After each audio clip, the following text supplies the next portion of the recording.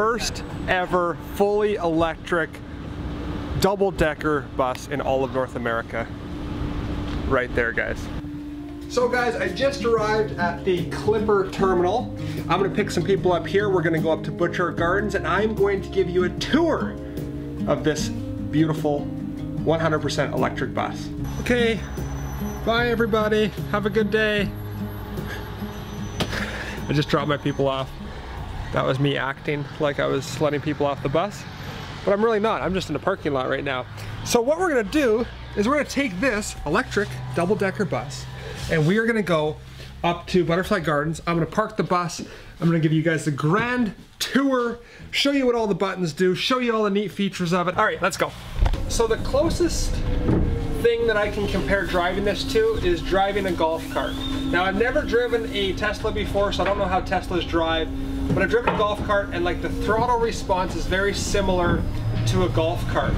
At highway speeds, it's really nice. It'll do 90 kilometers an hour, 100 kilometers an hour. But when going uphill, it struggles a little bit. Okay, so this is a great example right now. In a diesel powered bus, I would be going up this hill at about 40 kilometers an hour, 50 kilometers an hour. With this electric, I'm at about 20 kilometers an hour right now. And so it lacks power only going up hills. But other than that, it's really nice to drive. It's very comfortable, the seat's very comfortable, the steering wheel, the controls, the pedals are all at the right spot. It seems like it makes a little bit more noise going on these bumpy roads than any of our diesel-powered buses, our Prevos, Van Hoels, or MCIs. But just a very nice bus to drive.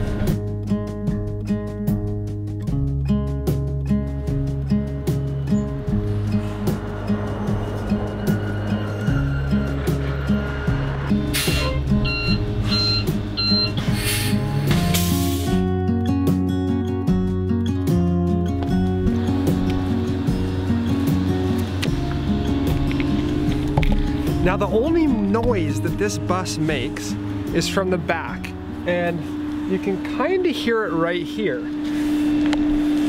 This is not the engine. This is just the air conditioning. So the only noise that this bus generates is, you get a little bit of noise from the power, but the air conditioner makes a little bit of noise back here.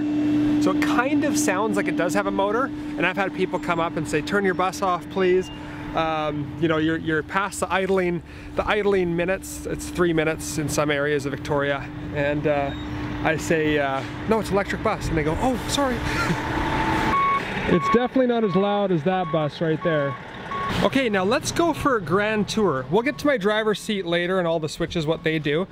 But let's first go upstairs. Of course, it is a double-decker bus, so there is an upstairs. Now the capacity, or the seats upstairs, 65 seats. And if you look closely, you'll be able to see that I can stand up completely in this bus. There's no other double-decker that we have that you can stand up completely. So I believe that this bus is about 8 inches taller than the average double-decker bus, which makes it very, very roomy up top here. And when we sit down, we have in front of us, we have a stop button. If this was a transit bus, that's when you could press this for your stop, whatever stop you wanted to get off at. And then we also have USB charging ports, which is a really nice feature, especially if your phone's dying like mine constantly does and you have your USB charger, you can plug it in and charge your phone while you're on the bus. So that's pretty much it for up top. Let's go downstairs.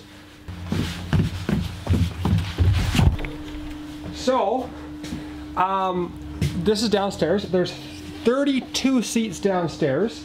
So in total, there's 65, 32, 97 seats in total. Most double-decker buses are anywhere from 65 to 85. It's actually rated for 99 passengers, and that's what these seats filled, but we don't fill these because there's zero leg room and it's not very comfy. All right, now it's time for my favorite part of the bus, the control center, or the driver's seat. But the control center.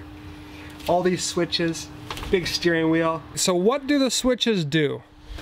This switch is to close that door. The other one is to open and close the back door. This is your interior lights. So you flip that on, and you have blue lights, and you also have white lights. Party mode, party bus, normal bus.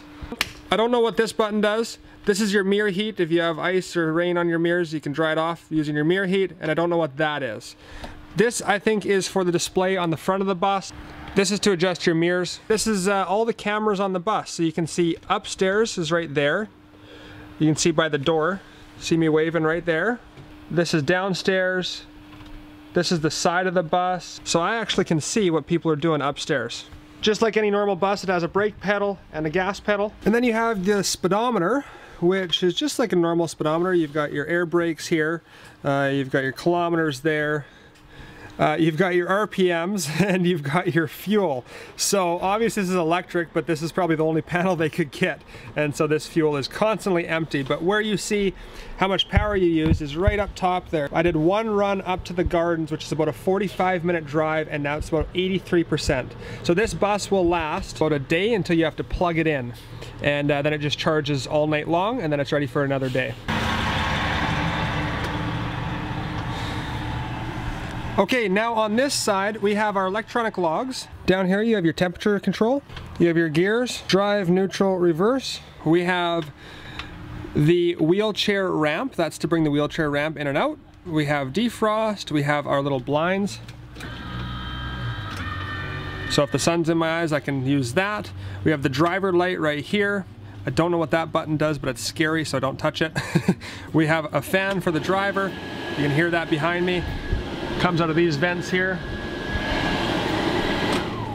I don't know what that one does. I'm not quite sure what this one does.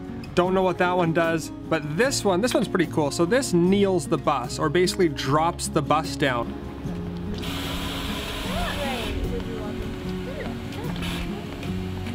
So by just pressing that button, I can lower the whole bus down. And it's my favorite part, so just one more time.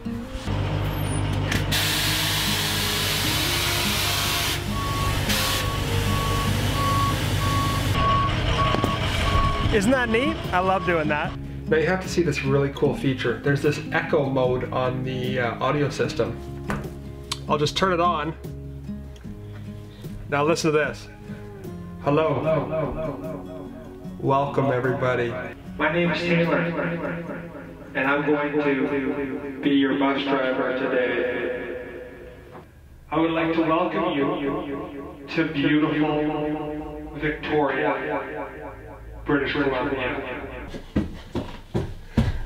How much fun is that? I could honestly sit here all day and just have it on echo mode and sing karaoke to myself. Now, you may also be wondering, what does the engine look like? What's in the engine compartment? Well, I'll show you.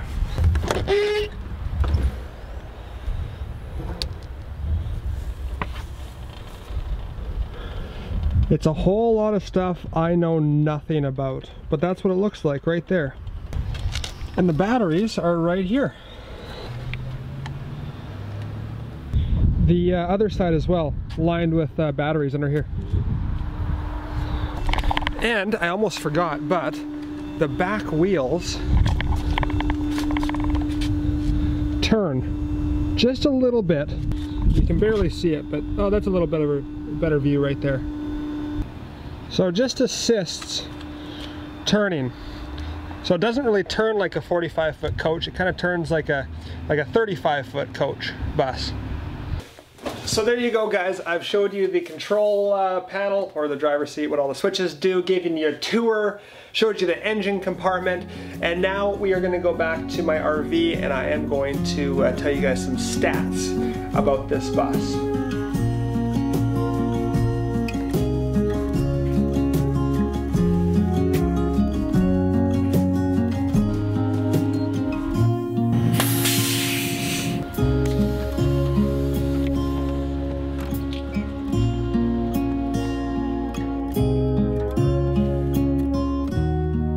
Okay, so I just have some quick stats that I want to share with you guys. I just asked my friend, I asked him some questions. I was curious about how many batteries it has. It has 14 batteries. They're not like a RV battery, they're like these massive batteries. And I'm not sure what the amperage is, but my friend said that it's like 700 volts. So honestly, I don't really know what that means. It's a lot of power, obviously, to run the bus itself and to haul all of those people. And if you think about it, I was just doing the math. Say you have a full bus, say you have 97 people on board, and an average weight is 150 pounds, which is probably a bit more than that, but that's 15,000 pounds in that bus, and it's running on batteries. Not only that, but the air conditioner is going, all the electronics are going. The amount of power that that thing has is incredible, and it just blows my mind. I know how much power I use when I just turn like a hairdryer on or my microwave, how hard my generator is working when I turn my microwave on. So it just blows my mind that, that it's running off of batteries. And it costs, everyone wants to know this question, how much does that bus cost? $1.6 million. $1.6 million. Wow, hey? So if you guys are interested in checking out the bus, just go to, I'll link it in the description below, but just check out greenpowerbus.com and you can check out this exact bus. And there's also a really cool video that, that they made. So just go on their website, check out the video, and really, really neat. So that's it for me, guys. I really hope you guys enjoyed the video, learned something about this amazing bus that we now have in Canada, now have in North America, now have at CVS, which is amazing. It's so cool that I get to drive that bus, essentially making history. I'm gonna be doing a video tomorrow. I have a day off tomorrow, so we're gonna go back up to the lake, and I have a bunch of stuff, a bunch of accessories that I'm going to put on my boat to get it up to plane. I had a bit of a planing issue with my boat, and I think that I've bought some things that'll fix that. And so that is going to be the next video, guys. If you feel like subscribing, you're more than welcome to do so. Keep living that dream. Until next time, have a wonderful day. Take care, and bye-bye.